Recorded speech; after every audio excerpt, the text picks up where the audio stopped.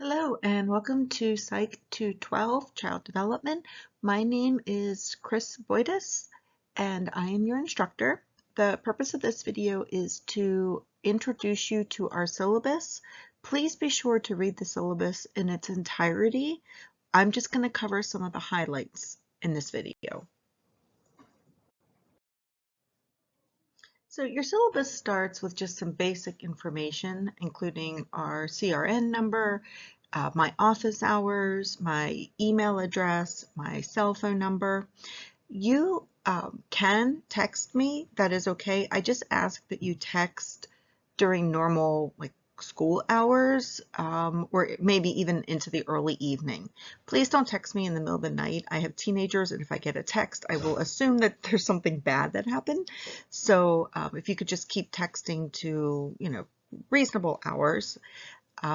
Please, if you have questions to ask, email me. I do have a hard time reading on my cell phone if I don't have my glasses or my contacts in.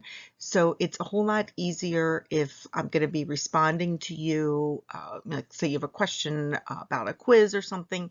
If you email me, I'll be able to get on my computer and type my answer to you. I don't mind though if you text me to say, hey, I just sent you an email, because I do not check my emails 24/7. I tend to check them once a day and see if there's anything there and respond. The catalog description gives you the general outline of what we will be talking about or learning this semester.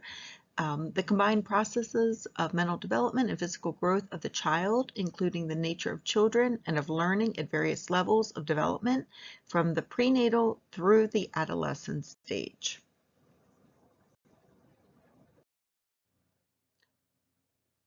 When you signed up for this course, you would have been charged a digital course fee at the time of enrollment, and this will allow you to have online access to our textbook throughout the semester.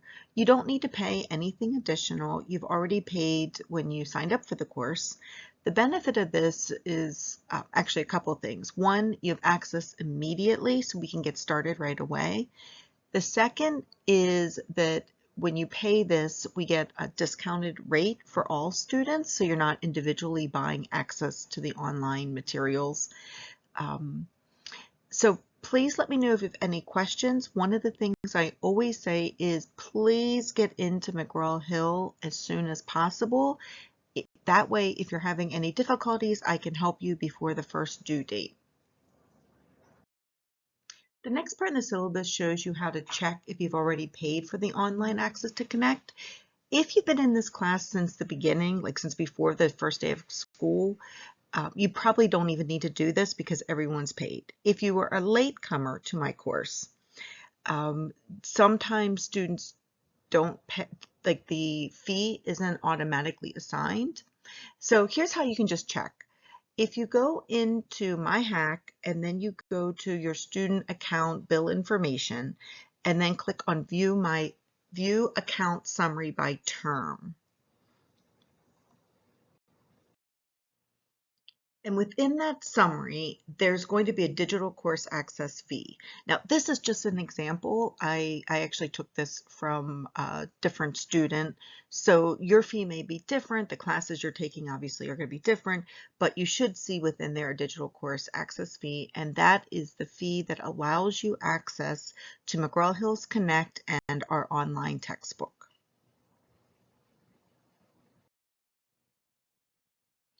Next part in the syllabus lets you know that you are required to have internet access and some sort of functional device, computer, tablet, iPad, etc.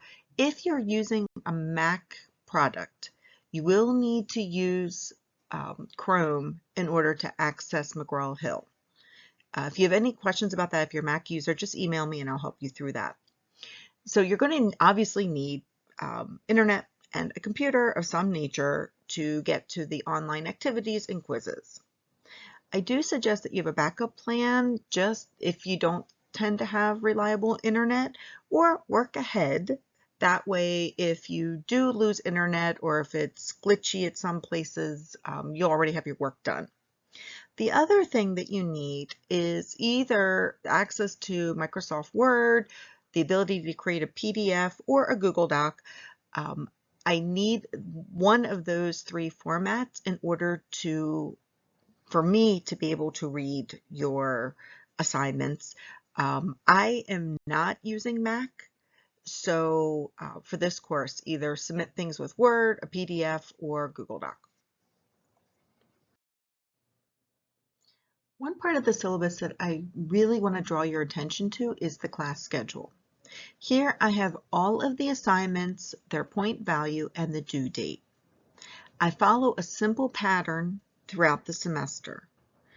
On Sundays, you will have the work that is found in our D2L Brightspace classroom due. And then on Wednesdays, you'll have work due in McGraw-Hill Connect. It follows this pattern the whole way through. Please let me know if you have any questions. Okay. Regarding due dates, I ask that you complete your work prior to the due date. I do not open up past due assignments at the end of the semester. I do not give extensions unless, like for example, if you were in the hospital, that's something different. But because everything is opened at the very beginning of the semester, I ask that you work ahead.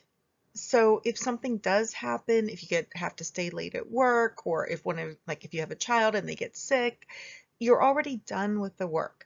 The due dates are the last possible day for you to submit, but please do it early. Now, if you are a student with a disability and it's documented, if you let me know before the assignment is due, we can work on it. We can come up with a plan. A couple other things. The way I have the discussion set up, I cannot reopen those without reopening them for the entire class. So I do not reopen discussions, but again, do it ahead of time. You have lots and lots of time. And for the project, that also is, I give you ample time to do it. So please take a look at it ahead of time. If you have questions, I am here to help you. I love helping students. Favorite part of the job.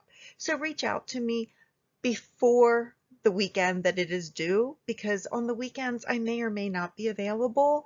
So, you're going to want to plan ahead and make sure that you are able to follow the syllabus and follow the due dates. One thing that some students like to do is print out the schedule of activities, and then you can cross off as you go. Or you can add it to your phone or your Outlook, or however you like to do. But generally, I keep the same pattern.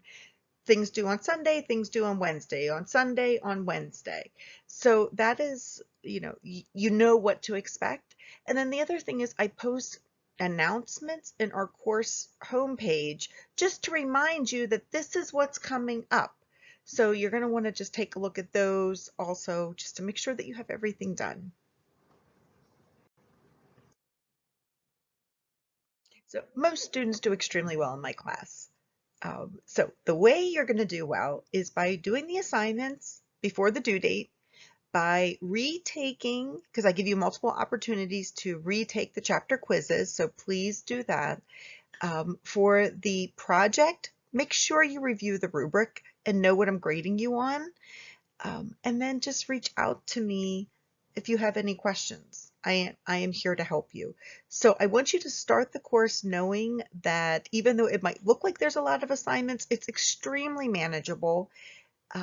It's just a matter of you getting the work done every week, and following the syllabus. So please let me know if you have any questions. I am here to help. So I'm going to end this presentation by again giving you my email address and letting you know that you can call or text me. Please, communication is just so important with online courses. Welcome to the class.